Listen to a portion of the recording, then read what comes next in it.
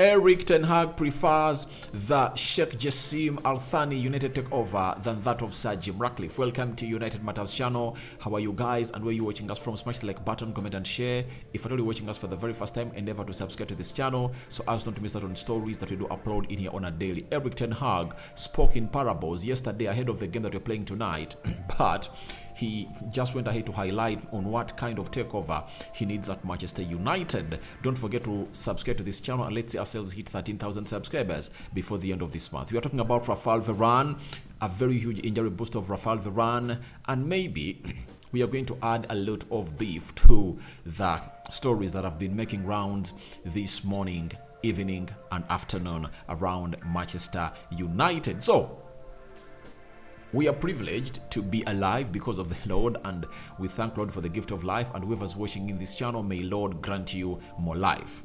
More life. And if at all you're going through some hardships, may the Lord really take you to the next level and obviously make you get over them. Now, Erik ten Hag was asked about the United and how he thinks United can be doing better. He said, I think this club has to compete for the highest honors in the world, Premier League and Champions League, but for that you need funds to construct squads, because at the end of the day, the levels from your players dictate whether you are successful or not. Then he was asked if he knows the summer plans regardless of what happens with the takeover. He said, no, I don't know. I don't have influence on that. On that also, I don't know. But let's first tackle the first response of Erik ten Hag on that. If you are to win highest honors in the world, you need to win the Premier League and the Champions League. That's it. But what takes you to that level? You need to construct a squad, and the levels of your players dictate whether you are successful or not. Right now at Manchester United, if you look at our first starting 11, I think it can compete favorably with any team in the world, but a season is not a 100-meter race. It's a marathon, and that's what ten Hag is talking to you. He's telling about that you have to construct a squad. He's not talking about constructing a first 11. You need to construct a squad like that of Man City, that the players that you are having off the bench can easily match the players that are really onto the field of play. And that does not happen in one single summer season. It needs to happen, every summer season and January transfer window where need may be. And that's why I've gone ahead and really come up with this title that Ten Hag prefers Qataris over Sir Jim. Do you know why?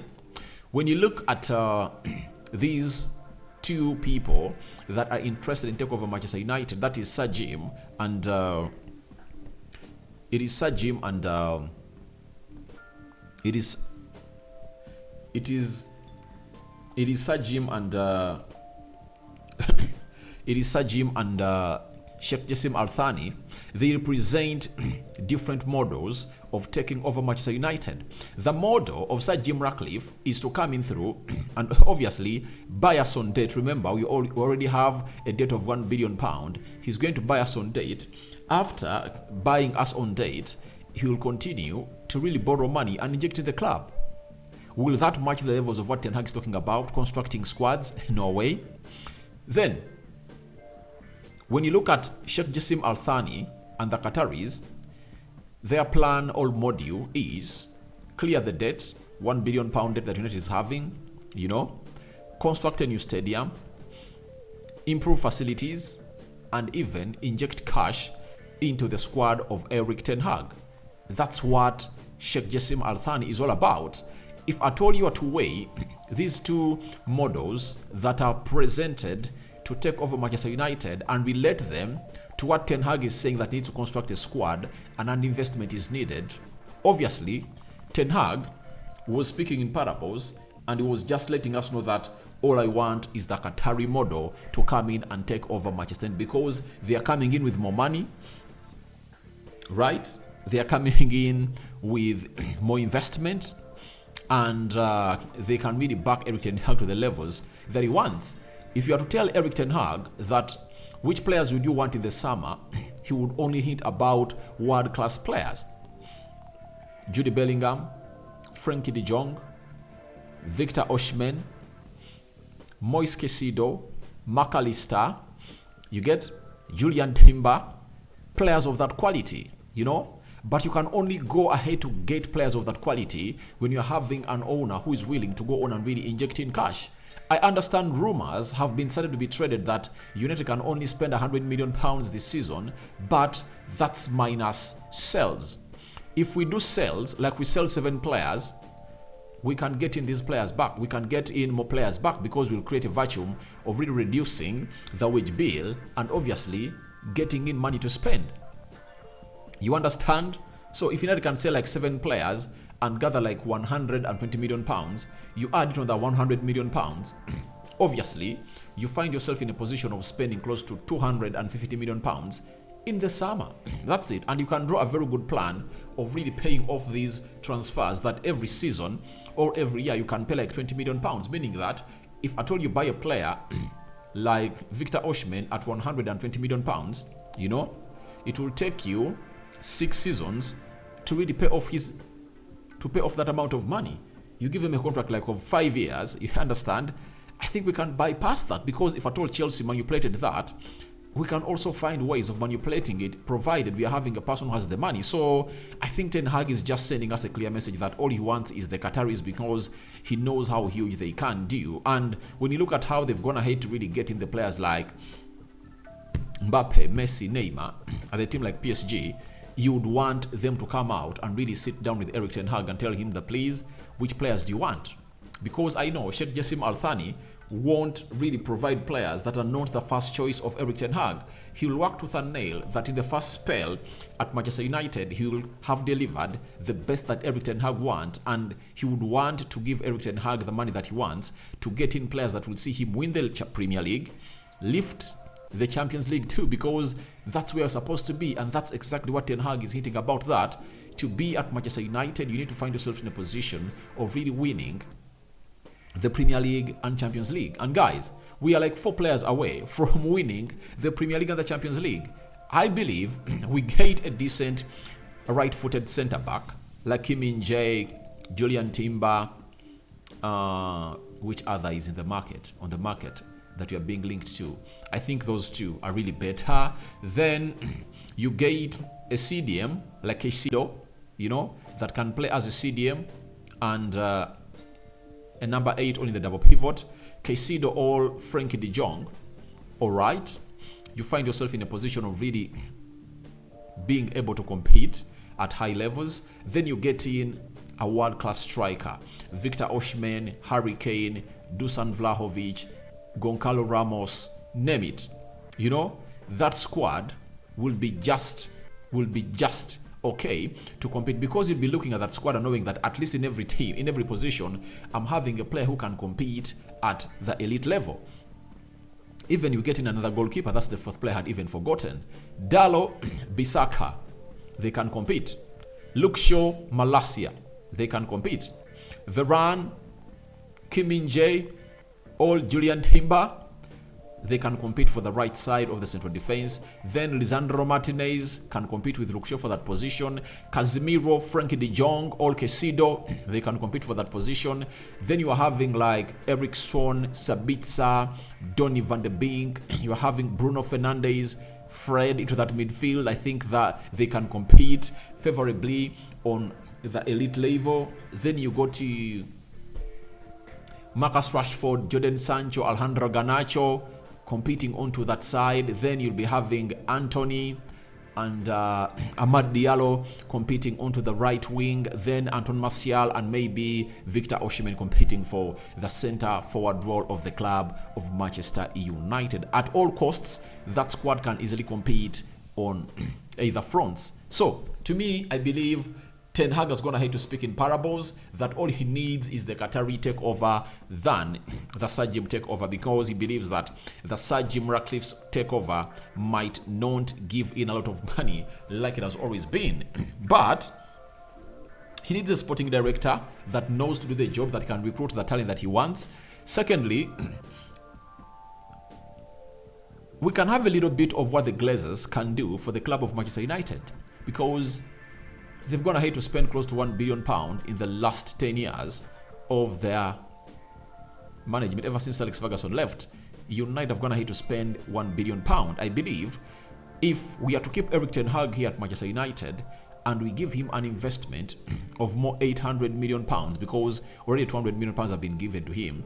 If at all he gets in 200 million pounds per season to spend, then I think he will be one of those managers that will be so much successful in the world, because even Pep Guardiola, the best manager in the world, needs a checkbook to win these trophies. You know, if that was the case, he wouldn't have been going in for world-class players. So I think let's wait and see what's going to happen in the summer. But we are late. Jude Bellingham to Real Madrid, almost done. Deal agreed.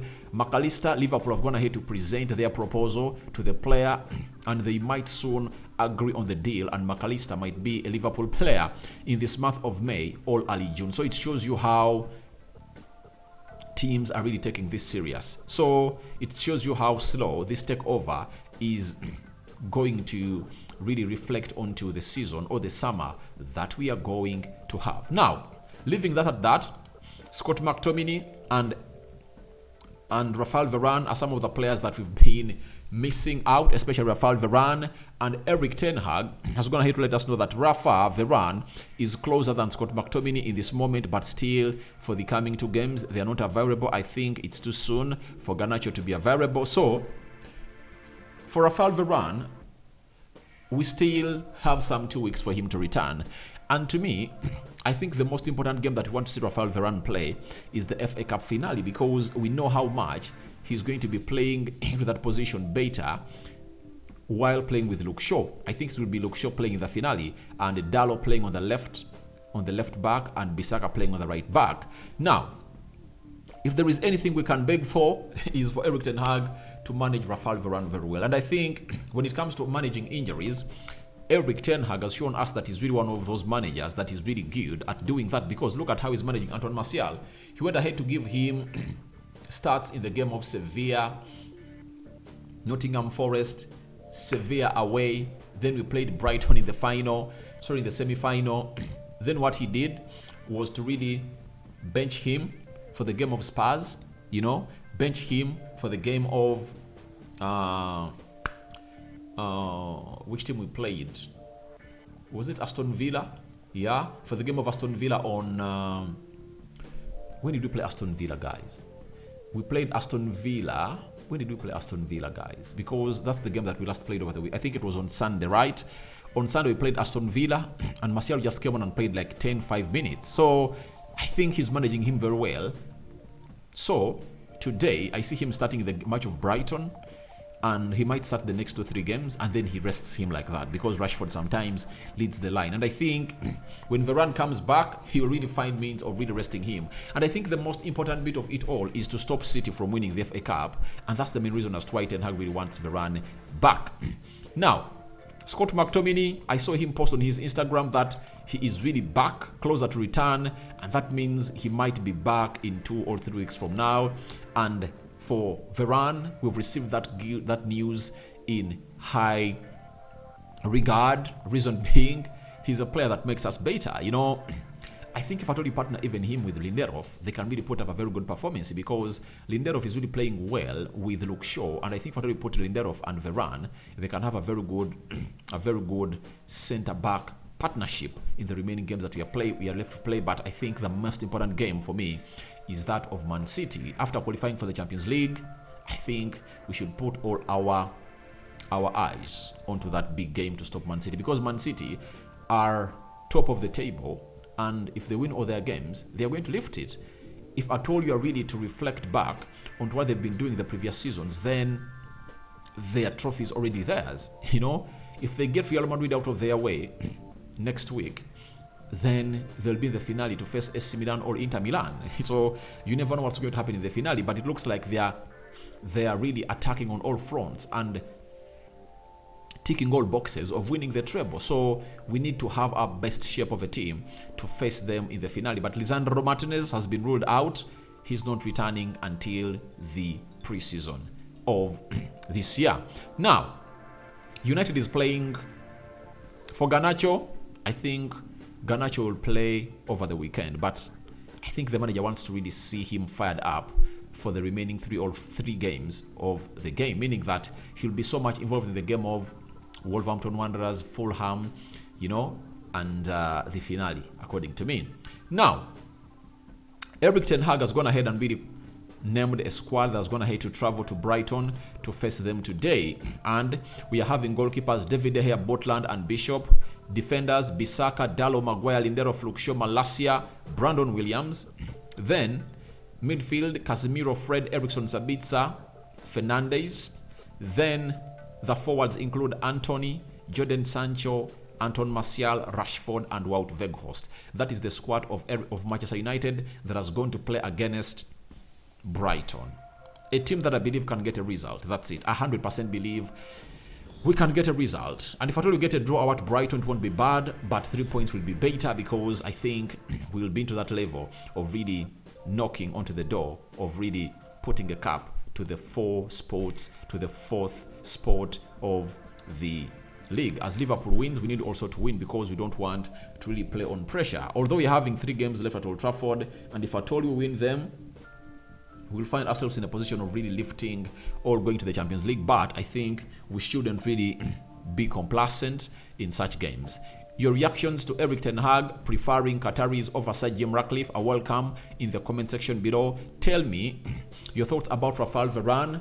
Would you only play him in the finale of the FA Cup, or even play him in the game of Chelsea, West Ham, Fulham, as we close the season up?